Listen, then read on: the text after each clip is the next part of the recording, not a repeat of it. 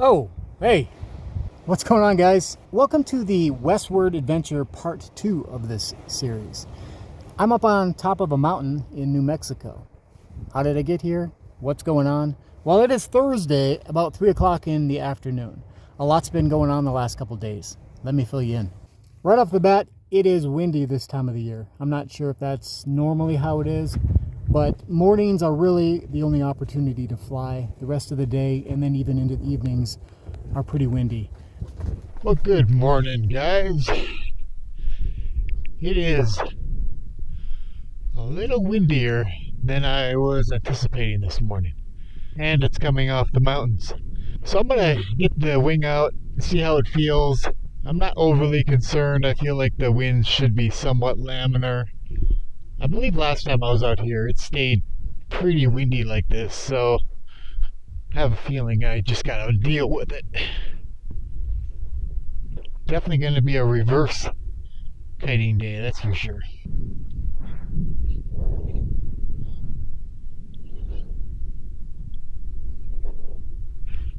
Should probably have a harness on. If you can't hear it in my voice, I'm a little apprehensive.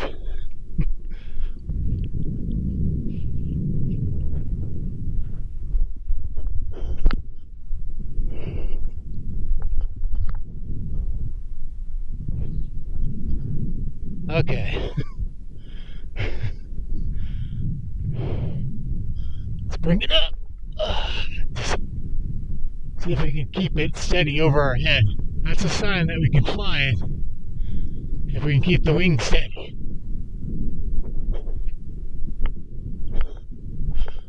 Oh! That's a strong wind. It does feel pretty laminar though.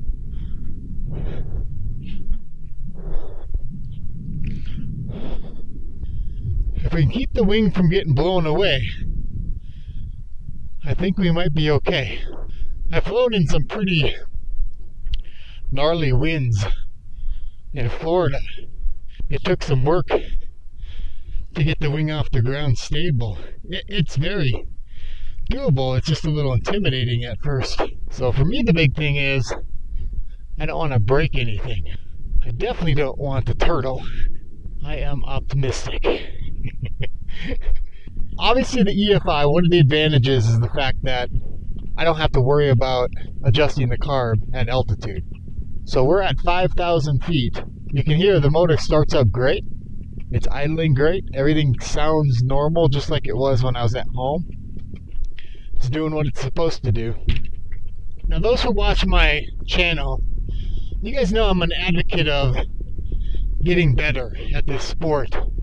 So I will often fly in situations that maybe aren't ideal or comfortable as a way to improve my skills.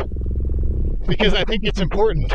You know, you never know when you're going to be in a difficult situation where you're going to need those skills. I know this reverse is going to yank me up hard.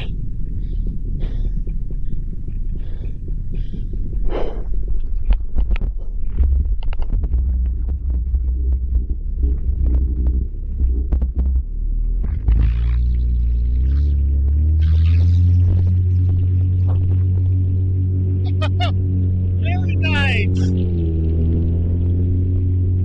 The first couple of years of flying, I hardly ever reverse launched. I didn't give myself an opportunity to practice. And the wind feels super nice. It's very laminar. It's strong, but it's laminar. Yeah, these kind of conditions are really good to build your skills. It requires just a little bit of active piloting.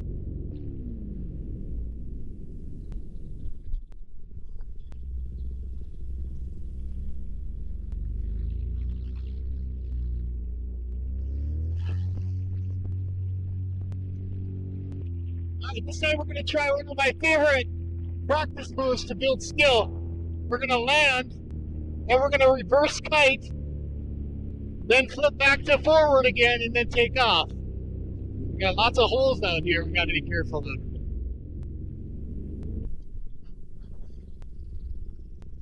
Okay. Oops. Spin it.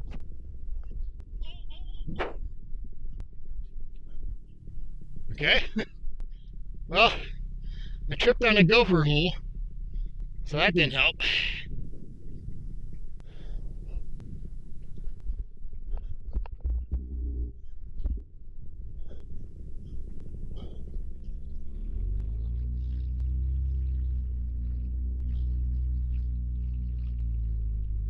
I get that spin again. There we go. That's a little better.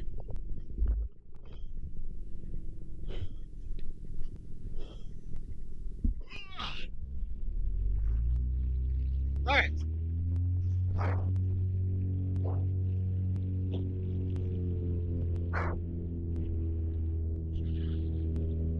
Take some work. Okay, here's our stats on yak. 27 mile an hour wind, so we're doing about 15 miles an hour right now.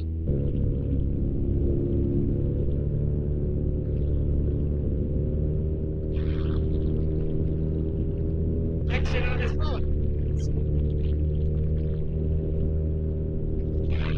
It is windy this time of the year. It's like I gotta give throttle just to land. That's crazy.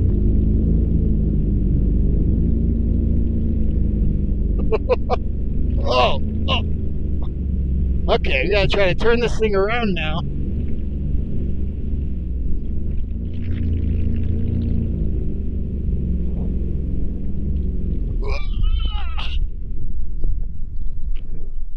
Oh. Kill it. Or take pressure off the A's. There we go.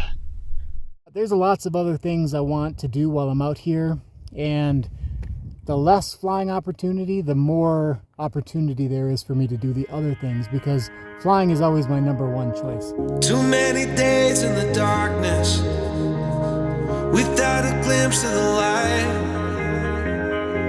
Running tired and broken and scared, but I swear I'll never give up the fight. I see you broken and beat, head pulled down over your eyes. Every part of you wants to surrender, but darling, you were meant to survive. With every star, we are born again. Open your heart, spend less time in your head. With every star, we are born again. Open your heart, spend less time in your head.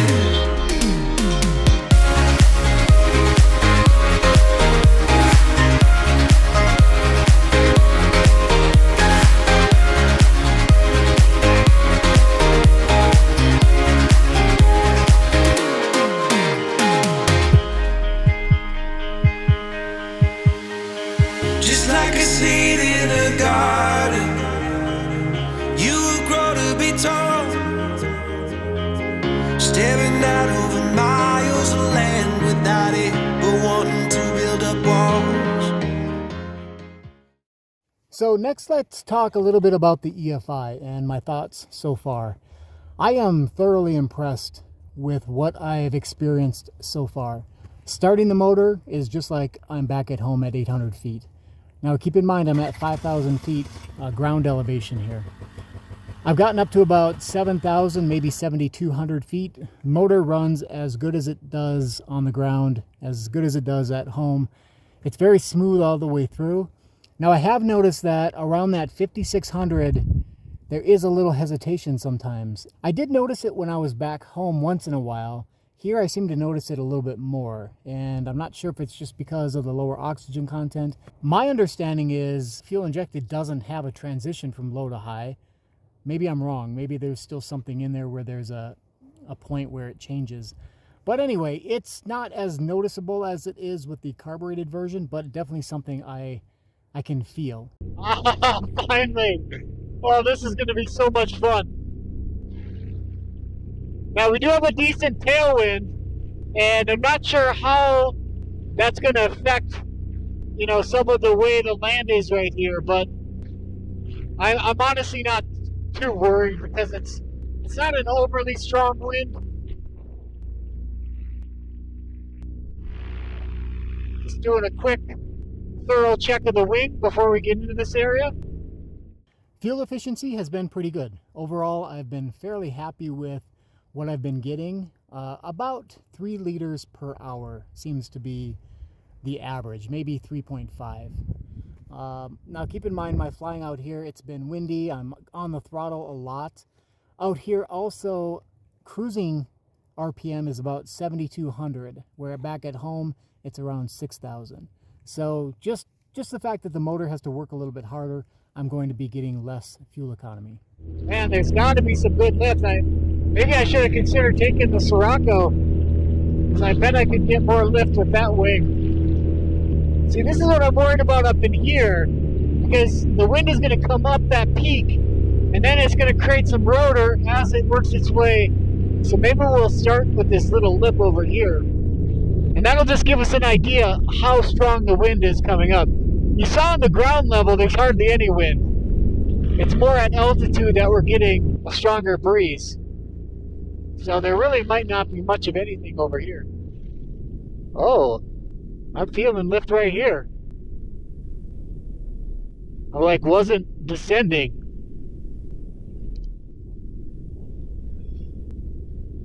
Oh, oh, oh.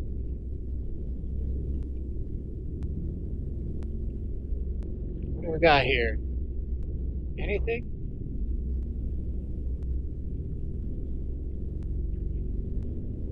Well, a little bit.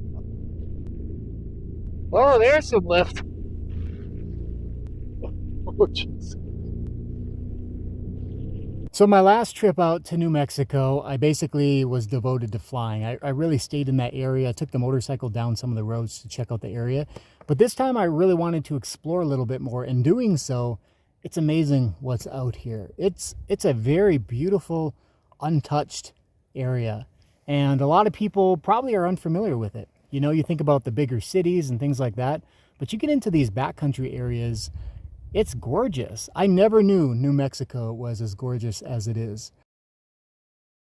So I stopped out at the HOA office. I got my permit sticker, so I had access. There's a code that I can get into this trail system and use, and I have to keep this sticker on me apparently. I also got all the information on building out on this area. I haven't looked through it yet. The main thing they said is the roof square footage has to be 2,000 square feet. Now that seems big for a house that I wouldn't be living in full time, but they did say the roof has to be that. So basically you could have half of it could be a covered porch. You could have an 800 square foot house with a much bigger square footage of shaded area. And to be honest, living in an area like this, it makes total sense to do it that way. To have a big screened porch or just a lot of overhang for your vehicles to park or whatever the case is. So I'll talk to my buddy about it and see what kind of options there are. Now, if you're interested in buying land out here, the property is Tierra Grande Properties, I think is what it's called.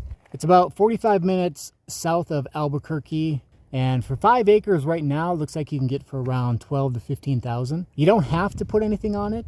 You can camp, I believe, 2 weeks a year on it. You just get a permit to come out and you can camp on it. But the rules and restrictions are pretty minimal. Taxes are really low, 100, 150 bucks a year. The HOA fees are 20, 30 bucks a year. I mean, it's pretty reasonable for what you have. And there's still a lot of vacant land out here.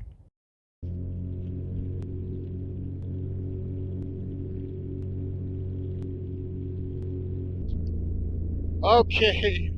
Wow, we literally have next to no wind.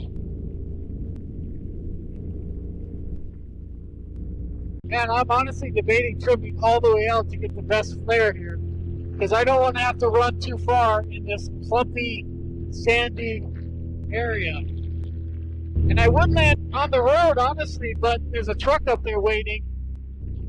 So we're going to trim almost all the way out. And we're going to grab the tops of the togglers. Alright guys, let's see how this goes. We need a good solid flare. Oh, we are fast. Ah. Jesus. Oh. Oh. that was fast. Wow.